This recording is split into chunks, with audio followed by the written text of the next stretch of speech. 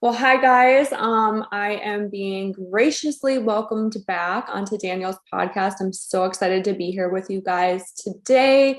My name is Celia Cavalli. I am a realtor in Orlando, Florida, and I basically help people find their dream home. I also help list your home, so I help you sell your house and all around have advice on real estate. And I do help people with investments as well.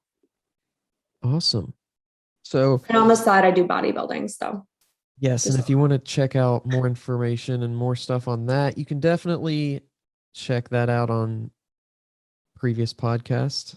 I should know the number. I know it's in the 90s. I think it's 93 actually, but it's somewhere right there in the 90s. So go back check out that episode. There was, a wide variety of conversation had on that one. Very, very good, but wanted to have you back on and talk about a very interesting topic right now, especially because, you know, I think most people are aware, even if they're not aware of the real estate, the way that it's going right now, they're aware of just the economy and how things are.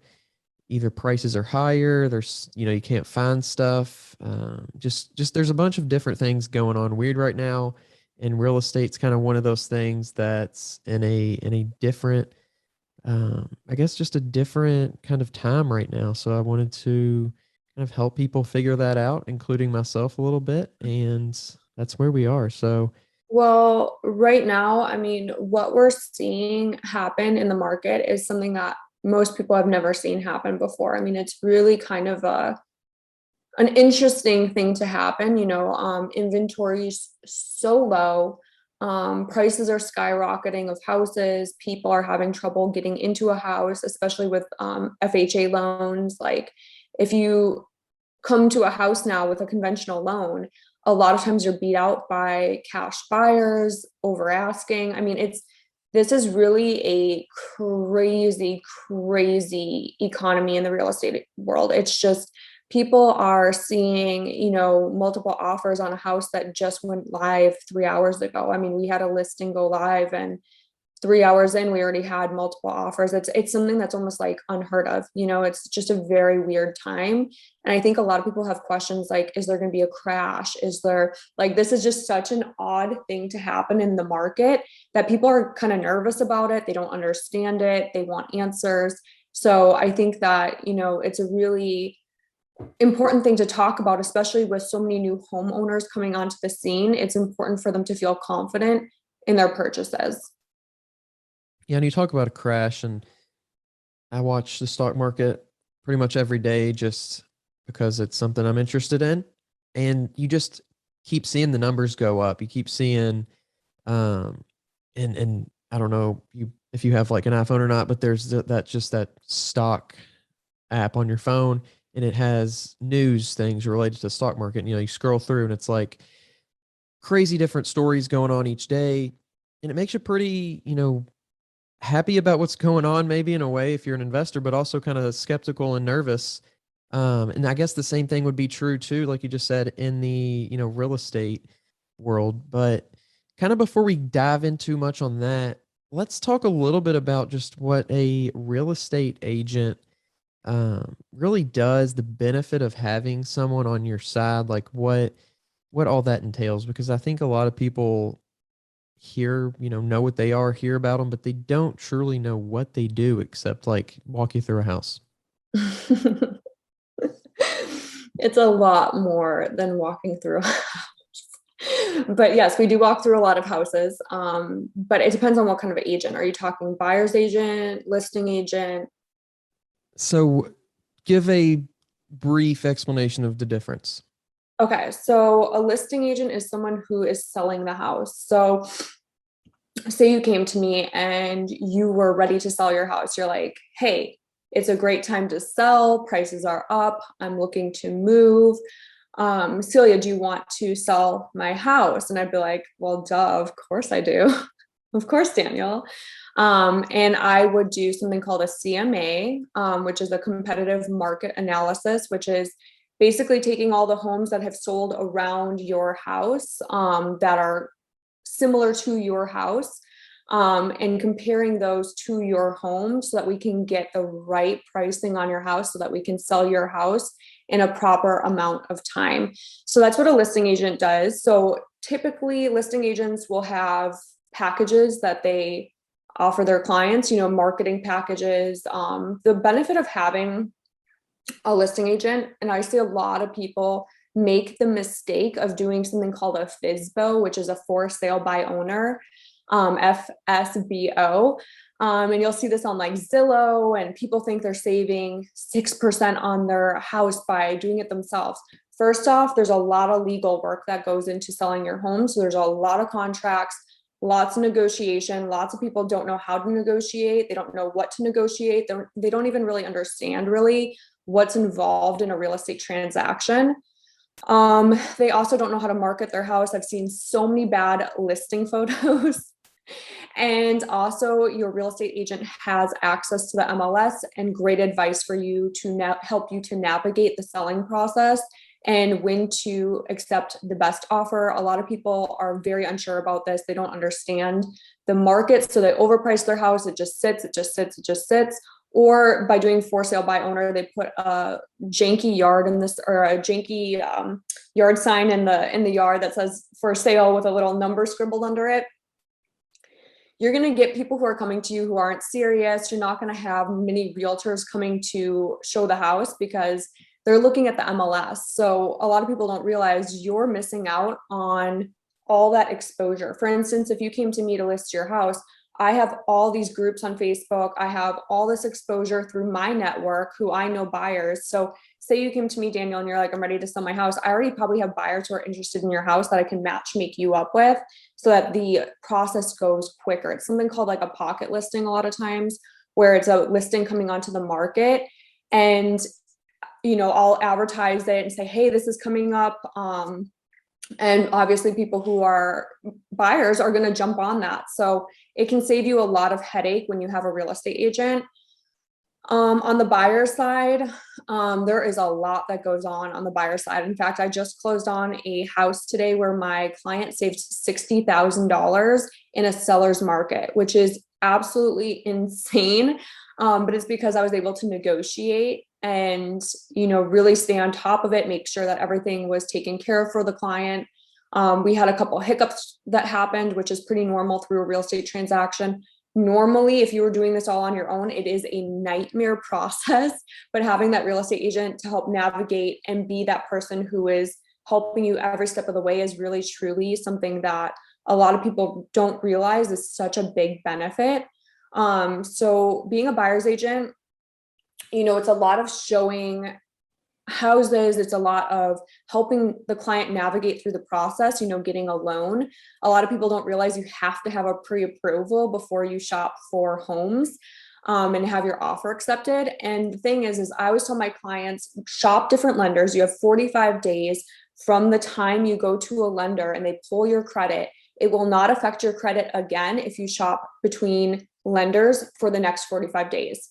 So you have 45-day window to shop and compare different lenders, different interest rates. And also you want to take into consideration that they're going to go off your gross income. So if you have a certain budget, keep that in mind when you are going into buying a house, because a lot of times people will be approved for a lot more than they can actually afford. So I always tell people, look at your bank statements, take some time to look at what you truly can afford when it comes to a house. And then what I do is I pull up everything on the MLS that fits your budget. So if you tell me you don't want to go above 400, we'll pull up the areas that you want to look in. We'll pull up everything that's under 400 with 3 bedrooms, 2 bathrooms, whatever it may be, whatever you want. I can dial that into the MLS and get you exact matches. So that's really the benefit, is that not only do you have someone who's looking out for your best interest, but also you don't pay a buyer's agent anything. The seller's paying the buyer's agent. So it costs you nothing to have an agent that's looking out for your best interest, helping you navigate the waters, negotiating. And I often tell people you can save so much money and so much hassle by having a real estate agent. Yeah, and it seems like the world of real estate just has so many technicalities and acronyms and everything. It almost seems like it was set up to be confusing. Does it Yeah. ever feel like there's even more than you can handle, or just like any other real estate agent could handle? Just I don't know if it's probably, I mean, I'm sure it's not, but it just seems like it was like set up to be confusing for the common person. It's still confusing even for real estate agents sometimes. Like it's just there's so much that goes into buying a property, and every property is different. So each property you may learn something new. There may be a new thing you need to deal with. So it's always something new. Like you're always learning. You're like every single real estate agent will tell you, if you really talk to them and they're being honest, that it's always a learning experience and a learning journey. But truly navigating the real estate world without a license or without the knowledge, it's just like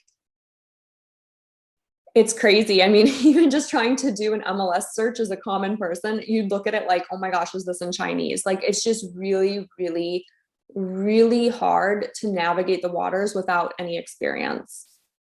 Yeah, and And it's even new definitely, agents, sorry, I didn't mean to interrupt you, but like even new agents have to partner with mentors in order to gain experience because there's so much that they don't teach you in school.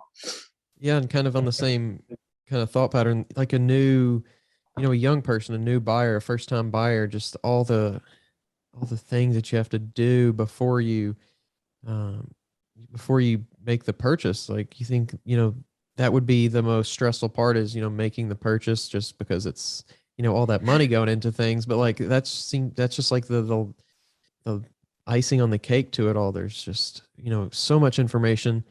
And to me, it seems like we should be teaching people more about, like, I don't understand why you don't learn about it from any, schooling or anything like that. There's nothing to help you out when it comes to real estate. And it seems like that could be really life changing because of how much money that you do invest in either a house or, an investment property, whatever it is. It just seems like having that kind of information shared would be so beneficial to changing people's lives. But, I don't know. Um, I don't know what that would look like, is the only problem, because there is so much that goes into it. I mean, it's the biggest purchase that most people make in their lifetime. So I think that they should teach it in school. I think it should be part of like, but then shouldn't everything be part of the school system? Like, shouldn't we have better financial education? Shouldn't we have, all this stuff could be very well debated. I think that, you know, homeownership is not for everybody. A lot of millennials are turning away from it, saying they'd rather rent because they want to move around and have that freedom. But then again, home ownership is a way to build equity. It's a way to build wealth. No matter where you go, you're going to need a place to live. And so this is just a way to be putting money into your pocket in the future. And a lot of people, and what I want to start educating people on, and I'm going to probably start doing more and more of this on my podcast and YouTube, is how to truly build wealth with real estate, because you can build a lot of wealth with real estate. And the investment side of it is very lucrative. There's a lot of people making a lot of money with Airbnb and with rentals. And that's just not talked about in school. And I wish they would talk about that more, because a lot of the most wealthy people I know have a lot of their money vested in the real estate world. So whether it's commercial real estate, whether it's residential real estate, they have their money in a lot of real estate, which only appreciates really with time. Yeah, and it's definitely one of those things. It's probably, that you have real estate, you have, I guess, natural resources, things like that. But I mean, real estate really is that thing that anybody can get into. It's just a matter of education. It's a matter of, like, understanding the opportunity, because I don't even think people think about it. It's probably one of the last things. I think right now, one of the most popular ways to do your own thing is probably, social media, YouTube, things like that, which is a good thing to do. But there's Yeah. so much more out there. There's definitely more opportunities, and hopefully this is a good resource, a good thing that people can even if they don't, this isn't the Bible of it. It's just a way to get people interested in thinking and just bring up that idea. Because for me, it's actually interesting you mentioned the Airbnb thing, because I was on YouTube and I saw an ad for, a course and how to teach you how to do that kind of thing where you rent it out and do all this other stuff. But it just, got me thinking how there are so many different opportunities. You don't have to have all the money to buy a building. You can do it in so many different ways. That's a really good point. And I think that, there's a lot of people looking for ways to earn extra income. And I think that this is a really good, solid way to do it. And I was kind of joking about like Bitcoin and stuff, but you hear so many people like, oh, invest in the stock market, invest in Bitcoin. Housing is really the only thing that's super solid because it only can really appreciate unless something crazy happens. But I mean, it is a really great, secure investment, so to say, versus, things like Bitcoin, which are very volatile. It depends on the market. Housing is always something that's going to be around. People will always need it. So it typically is a really good investment. And a lot of people just don't know about it, or they're scared about it, or they don't know how to get involved in it. And I think that having someone to bridge that gap, the whole thing with paying for courses to do Airbnb, like, dude, I could do an entire free series on YouTube on how to do that, and just give it away for free, because why not?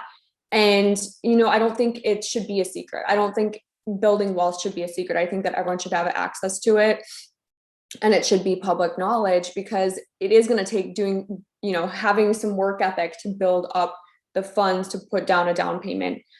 Typically for investment properties, you do need a 25% down payment. That's like kind of what's going on right now.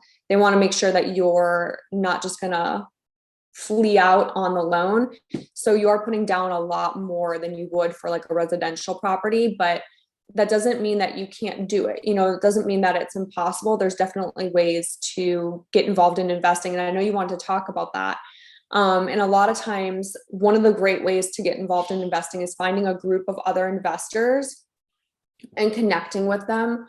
And when they go in on big projects, like when they're doing multifamily units, or they're going in on a big project that's like apartment buildings, you can sometimes invest 50, 100, 200K in that and see returns on that in the future. So there's ways to get involved in real estate where maybe even it's a lower investment. Maybe they're doing duplexes or something like that, where you're all coming together to put down money to invest in maybe commercial or, residential investments. And so it can be very accessible to everybody. And I want to definitely make that point clear, because I know that a lot of people will say, well, I don't have 25% to invest. Check out your options, talk to people who are investing in real estate and see if there's a way where you can, maybe fund some upfront. Obviously, you want to talk to an attorney and have contracts written around your profits and how you're going to, make money. But I think that, that's a really great way to build wealth and start to build wealth, is by investing with other people if you need to in the beginning. And I think the idea of investing, it just any kind of investing is foreign to so many different people for whatever reason. But it's not just, even if they know like, oh, invest this much into whatever kind of thing by this age and do all this stuff, it can be, it can be scary because you don't know what's going to happen. And it's not putting money under your mattress. It's not a completely safe bet. And I think that's one thing that does scare a lot of people, and could be a potential reason why, somebody might not teach you, is you don't, that if they don't have faith in investing, then they're not going to share that with their kids. They're not going to share that with whoever, because, they don't want to see them struggle if something goes wrong. So I think there's just so much fear when it comes to investing. The unknown and the fear of investing, I think, is a big, two of the biggest things. I do have a solution for that. I always tell people, find someone who knows more than you. Find a trusted resource who has done it, who's doing what you want to do, and find someone who you trust, who knows the process and can walk you through that and show you ROIs and can show you, what what that would look like. And that would take away a lot of the fear. A lot of times people are scared because they're scared of the unknown. If you haven't seen proof, if you haven't seen it done before, you're going to be scared or nervous because there's no evidence that it can be real for you. There's no evidence that it can be true for you. But when you see someone else do it, I think we talked last time on your podcast about the guy who ran a under 4-minute mile. Didn't we talk about that last time? I think And how so, yeah. once people saw it was possible, they're like, oh, I can do this. Okay, I can do this. And that's what I really am passionate about is changing future generations. So helping kids with financial literacy and learning, how to, really become smart financially, because I've made a lot of dumb mistakes in my life. And, if you can avoid those things early on, you set yourself up for success later on in life.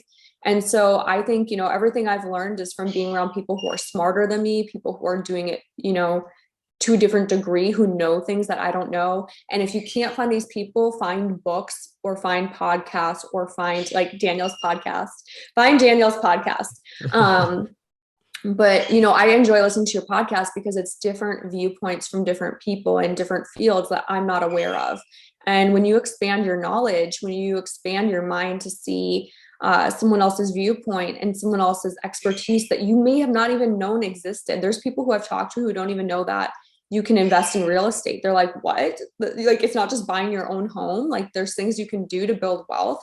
And so it really truly is something where once you learn about it and you can find someone who can mentor you or who can speak on it, who's done it, or who's helped people do it, then it's like a whole new world opens up for you. It's kind of like you don't know what you don't know until you know. And then once you know, you can begin to grow that way. So it's definitely cool to see people learn about things like this. I wish that they taught this in school when I was younger.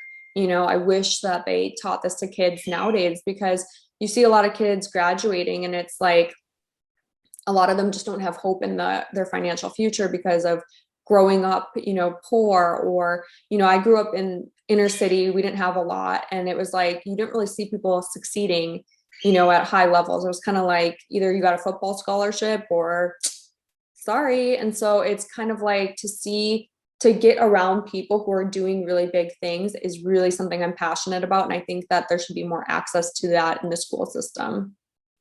Yeah, definitely. The information, I think it just goes back to the information and then spreading that information. And that's such a cool thing. You mentioned podcasting, and so many people, smart people, are putting out podcasts, and Yeah. you know, get to listen to, and other people get to listen to those things that otherwise, 10 years ago, 20 years ago, you would have to have, either had access to a scientific journal or to, certain magazines or papers that you may not even know existed or could, get them. But now it's just, if you're listening to this podcast, you have access to information from, the world's best in pretty much every field. And that's part of my mission is to, it's called the weight room, but, really, I think just getting people on here that have information, make people aware, and then they can go and do, a deeper dive into it, but exposing people to different ideas and different topics, I think is definitely one of my biggest goals for this podcast. But moving into kind of the information side of this podcast, I think the biggest part of real estate for me is the confusion of like, some people say this, some people say that, other people don't say anything. So what do I really believe? In your experience, what are some of the biggest like misconceptions when people come to you and are like, okay, I want to, let's just start with buy a house, not the investing side, but just, their personal home. I think a lot of people are afraid that they can't buy a home. They think that I don't have enough saved up. There is something called DPA, which is down payment assistance, which can offer you a state grant, a government grant. Basically, it's a separate loan. And so a lot of times, many people will qualify for this. Typically, to qualify, you have to check to see what your state offers. And you can Google that, just Google whatever state you're in, DPA, and it will pop up and you can see if you qualify. But typically it's lower to median income. And you can't be buying a mansion. You can't be buying some crazy expensive house, but having a pretty decent credit score, usually it's around 650. Sometimes you can get the full down payment as long as you're staying in the house for over 5 years and you're the primary resident. You can apply and you can usually get a down payment assistance when you qualify that can really help you to get into your house. And so I think that that's something that a lot of people don't realize as first-time home buyers, is there are assistance programs out there to help you, and lenders will know. So contact a lender. Here's like my biggest advice is, if you are curious about buying a home, you will need to have stable income. I will say that. You're going to have some proof of income for the past 2 years, be able to show pay stubs for, I believe it's the last 2 months. And if you're an entrepreneur, it has to be 2 years of tax income. So your 1099s or your tax returns, and they take kind of the average median of that. And that's what will help you to qualify for the loan. So typically, people think, oh, I could never afford a house or whatever. Go to a lender and go to a couple lenders and see what you qualify for, because a lot of times people are shocked and surprised. I've had clients who went to a lender and they're like, wow, I was approved for way more than I thought I could be approved for. So I think there's a lot of fear around just the buying process in general. This is why you have a real estate agent. They're kind of like a coach mixed with a support system.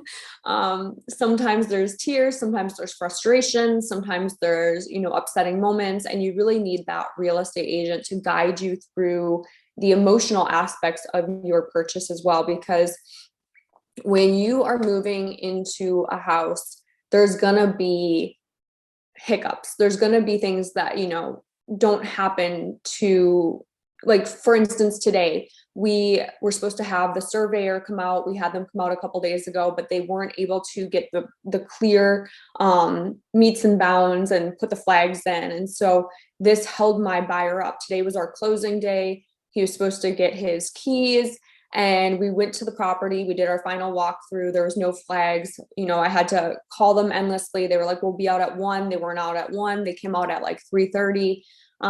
Thankfully he was able to stay. He was he wasn't in the city, so he was coming in from out of the city, and he was able to close on the house because we were able to get everything wrapped up. But it's not always a smooth sailing transaction. And I think that people, really think that real estate is like HGTV, where you go in and you just, I'm a bug breeder, and he is a teacher for, preschool, and we have a budget of $8 million, and they find the perfect house and they are able to do renovations. Sometimes your first time buying a house looks like, dang, we missed out on a lot of houses we wanted because of the offers, or sometimes it looks like we can't afford the thing that we really truly want, but we can afford something to live in and build equity so that we can afford a bigger house later. And it's not always finding the perfect house. Sometimes it's finding a house that needs some cosmetic work. Sometimes it's finding a house that, has a couple things where you're like, ooh, I don't know. But, when you find a place, you make it your home. It's what you make it. And I think a lot of times people shy away from a lot of the houses that need slight cosmetic work, like new countertops, or maybe changing out a couple floors or ripping up carpet, because they're like, oh, I don't know. Or I've seen people pass on houses because of paint jobs. And I'm like, just repaint the room, like, I know it's bright blue and you don't like bright blue, but everything else about the house is perfect for you. So I think going into it with an open mind too, don't be closed off, because you can miss out on some really good opportunities, especially because, if the house does have something where the paint's kind of weird and it's sitting on the market past like 30, 60 days, that's kind of when people are like, that's a little overpriced. You can really start to negotiate with the listing agent and have your realtor negotiate, obviously, with the listing agent. And sometimes you can get a really good deal just because the paint. And if you're able to save a lot of money because of one room, just repaint it when you move in. Like, if you're going to save like 40 grand because of the color of a room and closing costs or whatever, just repaint it when you move in. it's like what, $100 to paint a room, $200 to paint a room. I don't know. Like, but you know what I mean? Like, it's just a Yeah. simple cosmetic fix. And I think another thing too is knowing that you do have closing costs. This is something that a lot of people do not like pre-plan for. Closing costs are typically 3%, depends on the lender you go with, but it can be like 3 to 6% of the total cost. So let's just do some math. If you're buying a house that is 450,000, just be prepared to do 13,500 closing costs. That's not in the loan. So you're going to have to pay that out of pocket at the end of the transaction. So just be aware that that is something that a lot of people don't plan for. As well as when you move into the house, there may be some things that go wrong. We had a couple things go wrong in our house. When we moved in, the hot tub was broken, the heater was broken. There's a couple things that needed to be fixed, and it cost a couple $1,000s. And I've heard of other people moving into homes where it's like water lines were broken, or, you know, things had gone wrong, and it was up to them to fix that. And so just have an emergency fund saved of like about 5,000, just in case anything goes wrong, you're not feeling that stress. I think what, well, I have a couple thoughts on that, but one thing that I was curious when you said you could save some money, you know, just based on a room, is that kind of like a tactic that either a real estate agent will use or like a potential buyer will use, like just saying that they're not, you know, they're not happy with this thing, and, you know, really they don't care about it, but they're just trying to, you know, play a little mental warfare game? In this market, I'll just paint the picture for you right now. Like in this market, houses that are absolutely atrocious are being multiple offers, bidding like best and highest price. So typically in a normal market, you could negotiate, but in this market, it's tough because you're having so many people come in with cash over asking. So in a traditional market, yes, absolutely. But in this market, you're not seeing that. You're seeing people who are like, this house is fugly, but I am going to buy it for cash and over asking because it's a house. It's crazy. Like, there's no words. Like, I've seen houses that I'm like, I wouldn't personally buy that house, go like that. But in a traditional market where there's, you know, a buyer's market where it's a stronger buyer's incentive, you know, like there's more buyers than there is inventory, or more inventory than there is buyers, there's more room to negotiate. You know, whoever has that upper hand, whoever has that, you know, upper hand can typically get more. So right now we're seeing it on the opposite end. So listing agents have it really good right now. You know, they're just sitting back, letting the offers roll in. And the sellers are typically able to negotiate really insane things right now. Like I've seen people get 6 months lease back. I've seen people get free, you know, they're staying in their house after they close for free for like 8 months. Like these are things that you typically would never see. There's some people who they're waiving the appraisal, they're waiving inspection. Like it's crazy, but it's happening, you know? So in a traditional market, yes. And you should have a real estate agent who is comfortable negotiating. Like you absolutely should. So I think that's one thing for confusing for me is like, why is this? Is it really people out there trying to buy houses for the house sake, or is it people, or are there a lot of investors out there just willing to pay that right now because they think something's going to happen later on? Because I feel like it would almost have to be, right? Well, here's what I'll say is that everything has an ebb and flow in life. So what we see in the stock market even is you're going to see ups and downs, ups and downs. It's a bull bear market, I think is what they call it.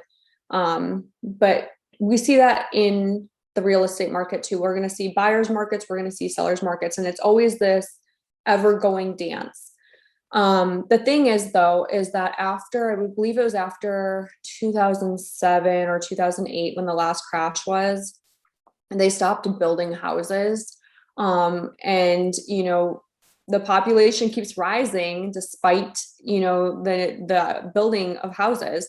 And so right now we just simply do not have enough inventory. There is not enough physical houses to house all the new people who are growing up who are able to buy houses.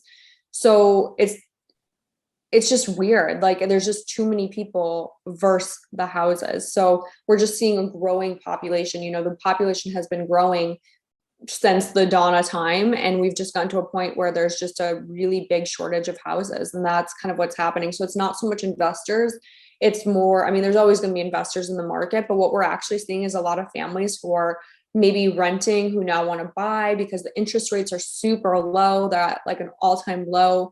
And so a lot of people are like, well, now is the time to buy a house. But whether it's now or later, I always tell people it's the best time to buy a house when you're ready to buy a house. It's not the best time to buy a house because of the low interest rates. It's, yes, that's a good thing, but it's never a good thing if you're not ready to buy a house. Like I would never tell someone to just buy a house because the interest rates are low. I would say, hey, if it's good for you, it's a good time for you. You're financially able to do it. You're ready to brave the storm of offers and rejection, then absolutely. But if you are not in a place to buy, just rent until you are, like there's no need to rush. I never ever want to tell a client to rush something unless they're like, hey, Celia, I need to move within 2 months. Then I'm like going to be on your ass. I'm going to be like, hey, did you get all your paperwork done? Is your pre-approval done? Is everything done? Because right now we have to act fast, but it's a communication thing with your realtor. You want to make sure you're on the same page. So I would never tell someone to buy just because now is a good time to buy. It's always going to be a good time to buy if it's a good time for you.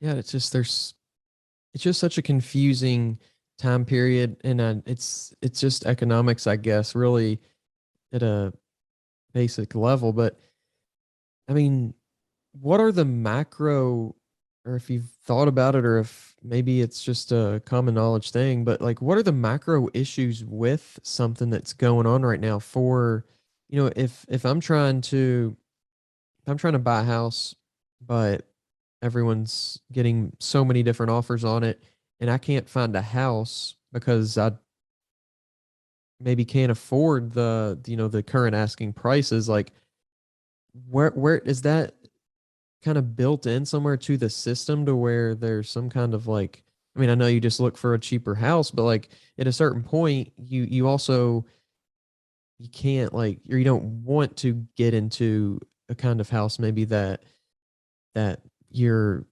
current money can buy versus the money it might have bought, 2 years ago versus, or 2 years from now, whenever it's a different market. Like, what's the macro look like at this kind of market?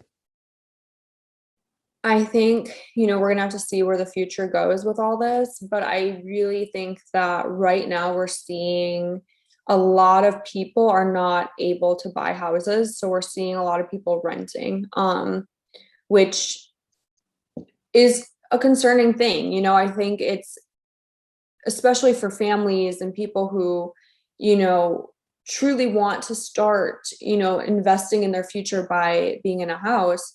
It's tough because what we're seeing right now is just at a level where, I mean, I think COVID really did something with the economy where you drive down the street and you see like McDonald's is hiring for like $16 an hour, and our economy is so thrown off. Like I don't even really fully understand. I think a lot of people don't fully understand the magnitude of what's happening right now. I mean, a lot of builders can't even build because they can't find people to work, and they also, prices of lumber just dropped, but they were super high. It was like at an all-time high for lumber. And now we're seeing that with windows, we're seeing that with doors, we're seeing that with all sorts of building materials. It's like the prices are skyrocketing. And it's like without the staff to build the houses, it's just we're seeing such a weird time. And I think that we're going to continue to see a weird time for probably, it's going to probably take a decade to fix this, like, or longer. I mean, I'm not a financial analysis, I'm not going to pretend I am,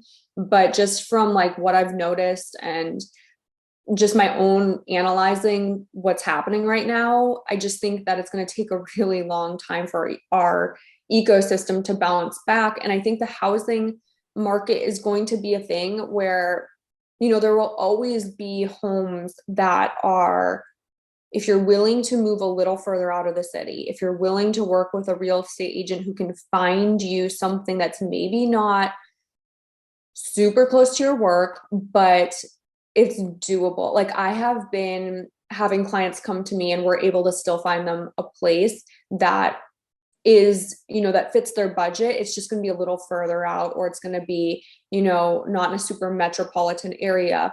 A lot of builders right now, we're seeing a lot of new builds, which I work with a lot. They're moving to really far out cities. So we're seeing them move to places that are like really not that developed, because here's the thing is they have to acquire the land, and the land is so expensive in the city. And a lot of the land in the city has already been bought by developers. So we're seeing them buying land in places that are just really far out, that people maybe wouldn't necessarily want to live, but they're building these beautiful communities so that it will attract more people. And when that happens, basically what tends to follow is they're going to build around that. So you're going to start to see a grocery store come up.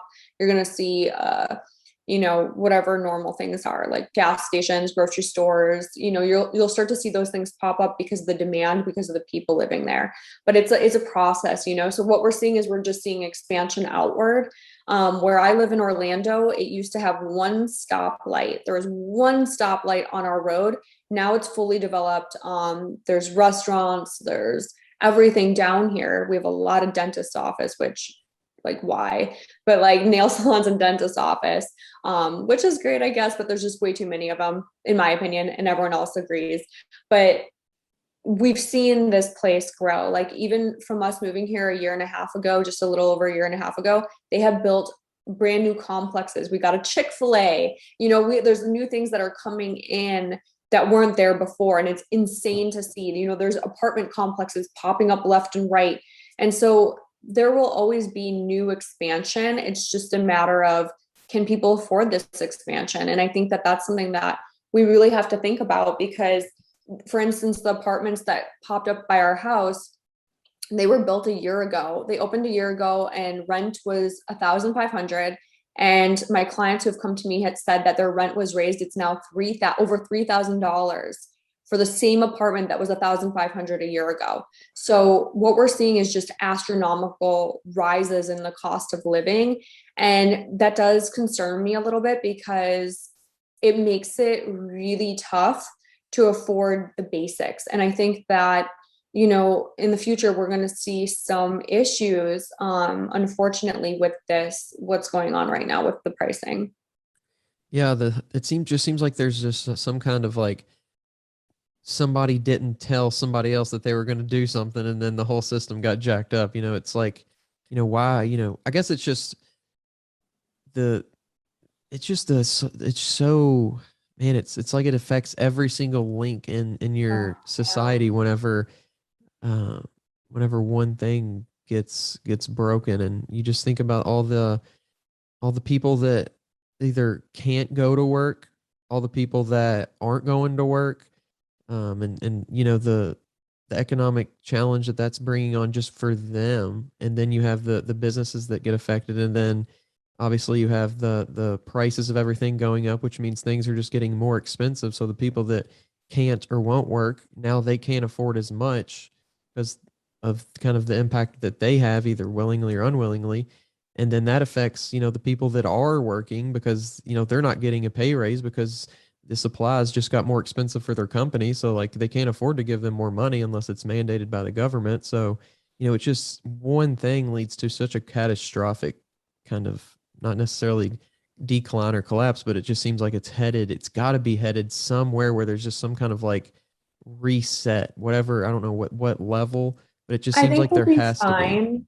I think we'll be fine. I think what we're seeing is just a really, really awful version of, like, have you ever played the game Telephone, where it's like you're going down this line and that's kind of what's happened in every industry. It's kind of like there was, like you said, a disconnect, and it's like no one knows what's going on, and it's kind of a mess. I think will work, it's 2021, and there's a lot of intelligent people who can make a big impact. And I think we're going to start seeing more and more of that.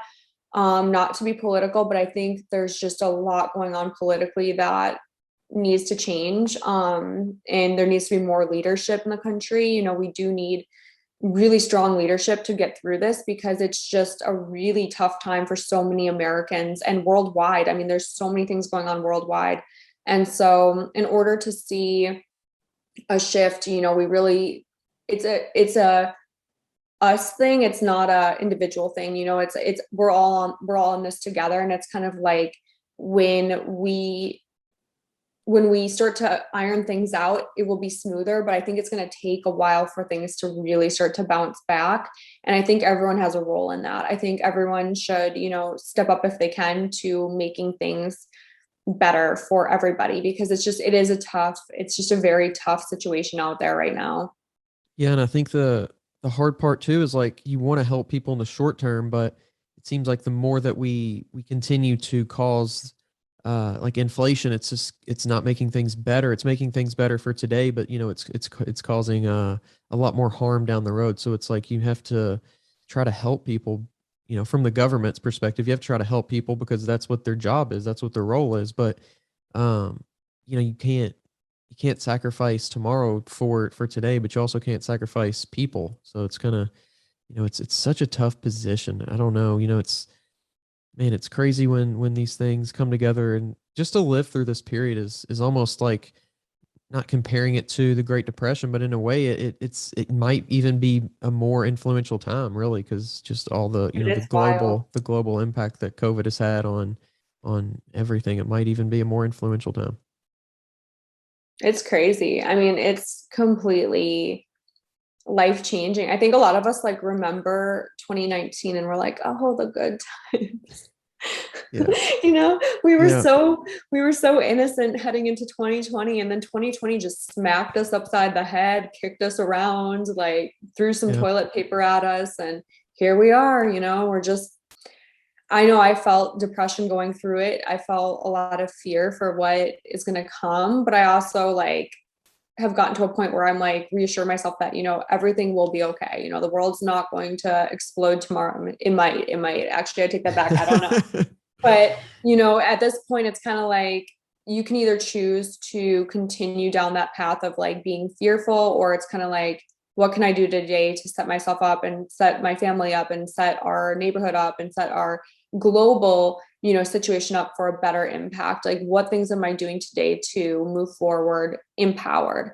Because I think when we step into that fear, and when we step into that scared, unknowing, or that depressive state, we're really taking away from the impact that we can have, the impact that we can make on others and ourselves. And so I always urge people to really try. It's easy to feel defeated in this time, or if you lost a job, it's very stressful and difficult, but just try and get back up, just try and stand up again, because it is hard, but I think we're going to make it through this. Like, I think we'll make it through. Yeah, and I think if you have some type of like information or some type of idea, right now is such a great time to act on it, because Yeah. I just, there's just a different feeling whenever there's a uh not a panic, but just like it seems like we're like it's a commotion, and when there's a commotion, it seems like there's more opportunity to like take advantage of that and do something with it. I don't specifically know what, like it's different for each person, but like just acting on a good idea right now just seems like it has such a bigger potential than it does during a normal time. So if you do have some kind of idea, some type of skill or knowledge to use, like, take advantage of that right now, because a lot of people aren't doing that because of their fear, and they're holding back. And if you can do it, I think um that's where it can pay off, I think. I think a lot of people are looking for people to lead the way and like be game changers in a way. Like, and I'm 100% with you. If you have something that you've been thinking about doing and you can do it, go for it. Like, go all out, because where there's fear, like where there's mass fear, there's always going to be people who rise up out of that. And I think that that is truly, do it. Just do it. Like, if you have that on your heart, just do it. Definitely. And real estate is one of those areas, it's that time. So getting kind of back into that, what are some some things. We talked about kind of like misconceptions and ideas that may or may not be true.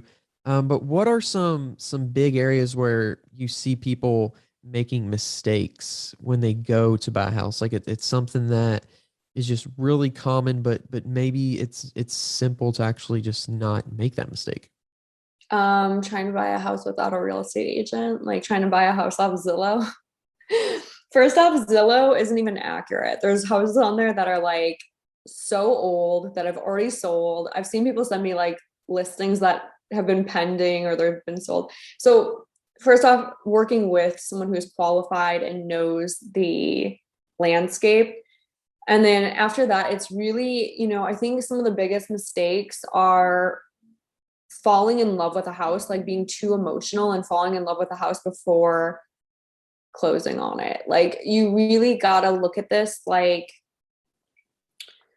a game, not a game, that sounds so bad, but it's you got to look at this like you're going into a situation where the less emotional you are, the better outcome you're going to have, the better you're going to be able to negotiate, because you're going to be able to walk away from it, if the deal isn't good. And I've seen a lot of people fall in love with something and like I'll pay over asking and the appraisal comes back and it's like, way under, like 50K under, and they're like, I still want it because I love it so much. And it's like, okay, but know that in the future when you go to sell it, God forbid, you're going to get a lot less on the house. So it's making smart decisions, not emotional decisions. A coach once said, when emotions are high, intelligence is low. And I totally 100% believe that. I think that when we are acting out of our emotions, a lot of times we make really stupid decisions. I know I do.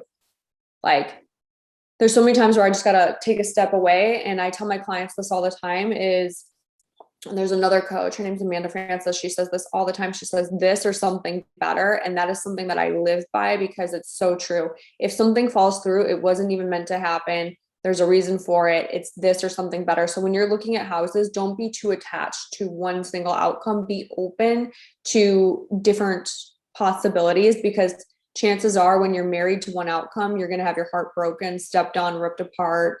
It's just how it is. So Do you I think that think, that can be like a point where people don't commit though a lot of sometimes where it's like, oh, this could be good, but what if there's something better out there? Do you see that? yeah, typically like when people are shopping for homes, like you'll go and look at the first house and they're like, oh, this is really nice. And then you go to the next one and they're like, oh, okay. And then you go to the next one, and like basically they want to see what else is out there. But the first one was really the one that they, that would have fit their goals. But by the time you go back to it, they're like, oh, we're already accepting an offer. So go with your intuition too. If you know something is going to be, it's going to work, put an offer in on it.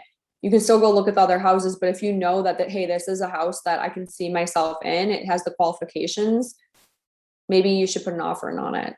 Like, I think you need to trust yourself and also your real estate agent when it comes to that. Like, hey, this has everything we're looking for. And this is in our price range and we like the house. Like, why not put an offer in on it? Yeah, and is a real estate agent somebody that can like help you figure out what you need to? Because a first time buyer, like I've never bought a house. I've walked through a few houses, when I was a kid, when my parents were going to buy a house, and every house to me, especially as a young kid, it's just like, oh, it has a bathroom, has a kitchen, it has bedrooms. Like, why can't we just have this one? Or the next one's kind of the same thing. Like, I think especially when you're a first time buyer, you don't think about, oh, well, what about this whenever this is here? Like, is that something that a real estate agent helps with too? Definitely like future planning. If you're, you know, a lot of people will come to you and they're like just getting started. Maybe they graduated college, they just got married, and they're looking for a house. And a lot of people will tell you up front, like, we're thinking about having kids, so we need 4 bedrooms, or, we need to be able to add on an addition to our house. So is that part of the HOA? There's a lot of things that people don't necessarily think about that a real estate agent will help you think about. So typically during the buyer's consult. So that's when we would sit down and I'd say, okay, Daniel, like, what are we looking for? What was your pre-approval budget? What is your actual budget? It's my duty to walk you through every step of the way and really help you figure out what your needs are, because people have specific needs, like there's going to be specific needs that you have that I don't know about. And by talking to you and having that communication, I'm going to learn about you. I had a couple who they needed a fenced in backyard because they have a little Maltese that they got during COVID. And they wanted, they had specific things that they wanted. And so I, as the real estate agent, it's my job to listen to every single, need that they could have too, like doggy doors, is that going to be something that you're going to want in the house? Okay. All these things that maybe are anticipated needs are things that I definitely think about when helping clients pick houses. Yeah, and then it's just like there's so much that goes into it, and you mentioned kind of like the HOA. That's one thing that I think is just so either confusing or overwhelming, or the rules that go into it can be like, oh, I can't like have this certain thing, or I have to make it look like this. I think just personally I can understand those things, but they're also like so frustrating sometimes, especially when you see other people in the same place and you want something and then they have it, but it's something you can't have. It's like, just those things, those rules. Like I said, I get why they're there, but sometimes they're just so frustrating on the the level of like of control, but also like the level of detail that they want to tell you how to do your stuff with is just, man, it's crazy sometimes. I think too, a lot of people don't plan for their HOA expenses. HOAs can range from $30 a month up to 1,000 some dollars a month. So that's something that you brought to my attention that I didn't talk about yet, is that you need to plan for your HOA, not just the expenses, but their requirements. So like you said, a lot of HOAs are going to have really stringent things. Like there's a lot of rules, regulations. Sometimes they make you have a certain landscape. I've seen a lot of different things. So you could be like, I want rocks in my yard. I don't want to have to, mow my yard. But since the HOA wants everyone's house to look uniform, they say you have to have grass. So if you want to live in a place where you are free to do whatever you want, have your real estate agent click inside the MLS, no HOA, because an HOA is going to have rules. Like there's going to be rules. And so if you are someone who is not down for that, if you don't want to pay for an HOA, make sure that your real estate agent knows this and that you don't have an HOA. Another thing that people don't plan for is something called a CDD, which is an extra tax, especially in planned communities. A lot of new home builds will have something called a CDD, which is just an extra tax that you pay in your annual taxes typically.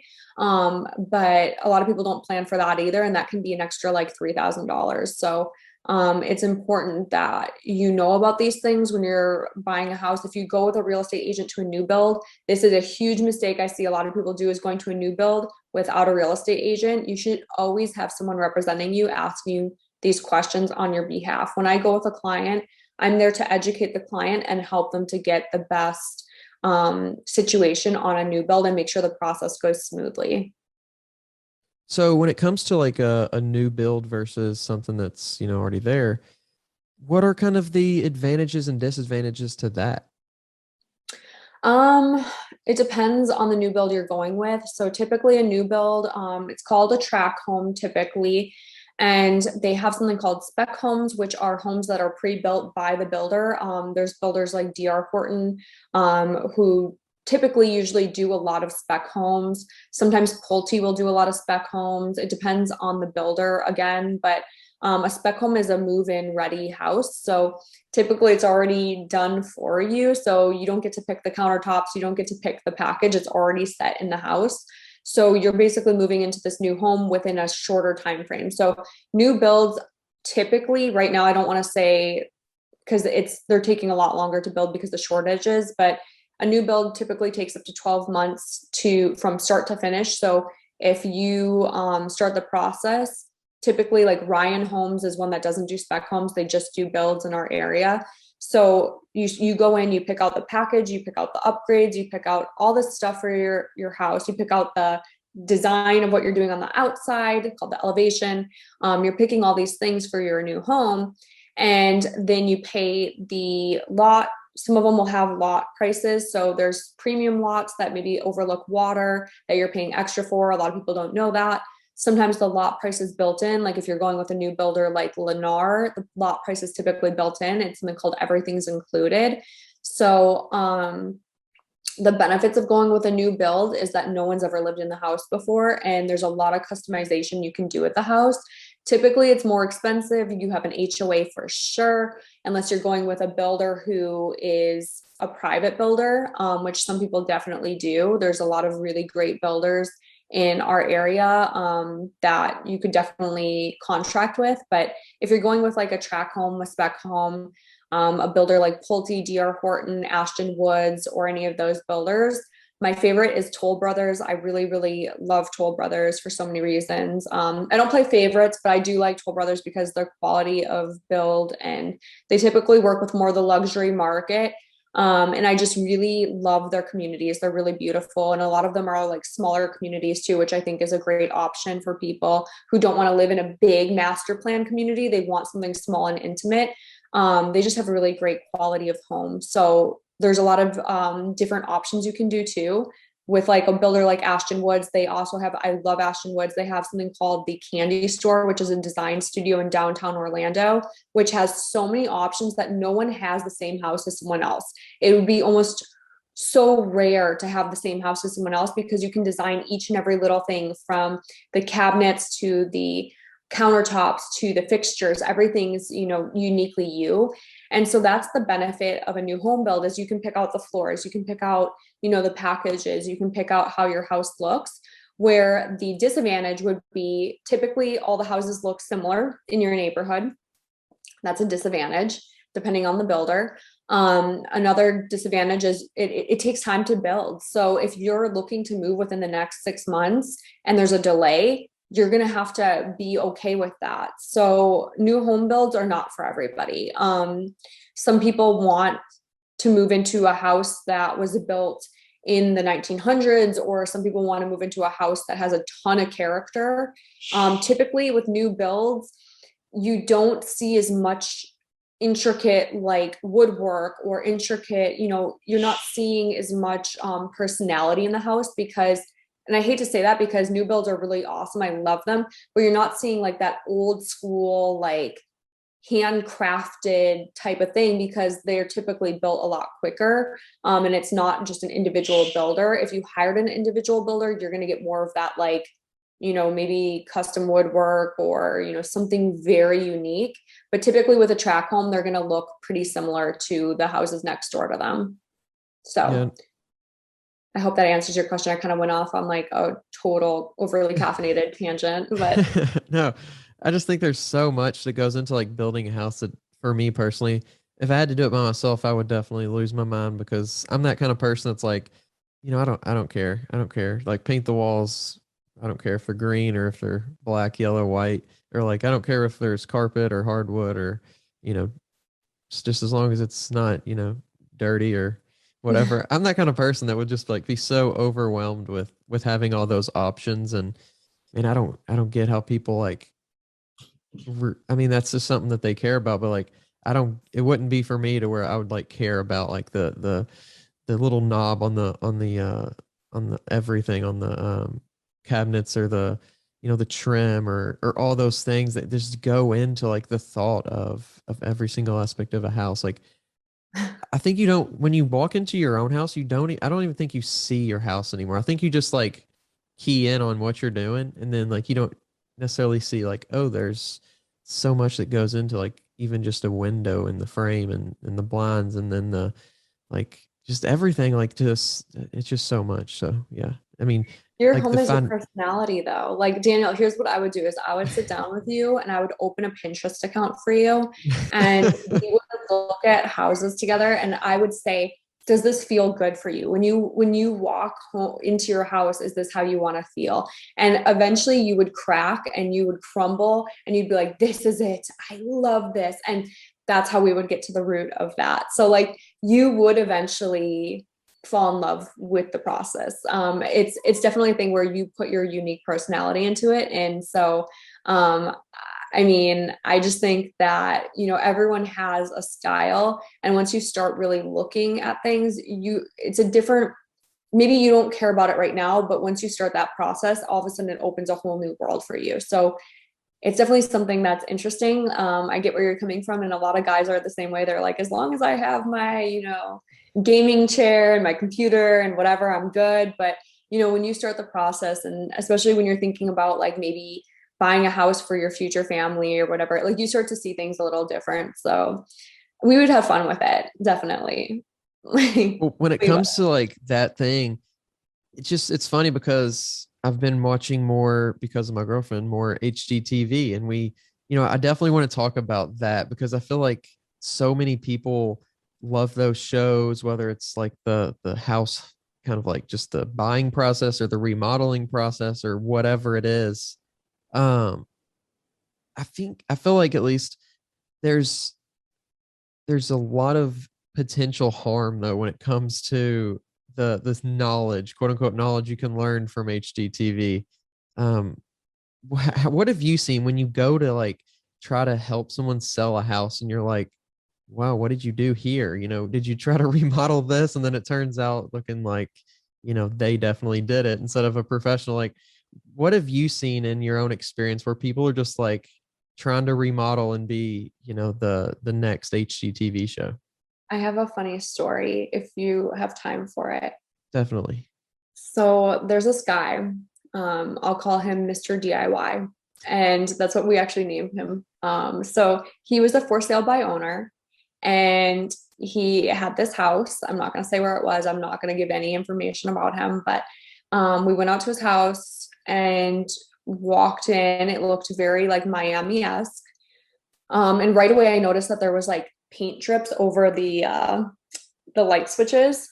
And, of course I'm like, oh, you have a beautiful home. You talk to people. I mean, it was light and airy. He clearly put some work into this house. And we start talking to him and he's like, yeah, I'm from New York, and was like telling us his whole life story. And he told us that he had remodeled the whole house himself. And this listing was just the weirdest thing. Like we ended up not taking the listing, and I kind of wanted to leave the house because he started telling us about like topless pool parties he has, and he had like girls who were like sleeping over at his house that were waking up, and it was kind of early in the morning, and I was just like, oh my gosh, what did we get ourselves into? And he's showing us like his custom pool, which I think he built himself. There was definitely like weird structural things going on. We were walking up the stairs and they were creaking and like they were unevenly built, and it was a very odd, there's open alcohol everywhere. Like it was a very odd house. He definitely put work into the house. The house was way overpriced. He was trying to sell it for way more than it was worth. And I just knew, he told me he did all the wiring in the house. And I was like, are you an electrician? No, I just watched some YouTubes, and I'm like, I don't think this house would even pass inspection. So I think a lot of people watch HGTV and they like kind of go wild with ideas. And I think it's cool to explore ideas, but I also think it's cool to hire the proper people to help you to execute those ideas. So I think if you're going to do home remodeling, hire professionals who are actual professionals. Like if you're going to hire someone, make sure they have a good work ethic, go to Yelp, get reviews on the contractor, because you want to make sure it's done quality and done right. And one big thing about remodeling is you can lose a lot of money if you hire the wrong people. So just make sure that you're hiring the right people by asking for referrals. And real estate agents typically have referrals. So if you've worked with a real estate agent you like, call them up. Hey, do you have a referral for a contractor? We're looking to redo our kitchen. So I think that it's really important that you stay on top of it and you're able to kind of witness what's going on in your own home, and you should have a part in that. But I think a lot of times, if you do it yourself, you're going to pay for it later when you go to sell the house. So Yeah, it's just my 2 cents. there's a lot of craziness when it comes to people trying to do things to save, a nickel and end up spending a quarter. But I mean, it was good to talk again. It was good to kind of branch out from the fitness side of things. Yeah. Like I was saying before, this is a podcast to just talk about different topics because, even if this isn't the whole encyclopedia on real estate, if it's something to where it gets somebody interested and gets somebody asking more questions, there's tons of resources out there and you can go. But I think just getting inspired to start thinking about a topic is a little bit what this podcast is about. I love it. And when you said earlier the weight room, it's growing your mind too. So I think that this is just such a great idea, Danielle. So I thank you for having me on. Like, it's been awesome to be on twice, and I'm super honored and really grateful that I've had this opportunity. So I'm just thank you to all your listeners and everything. Like, it's truly been an honor.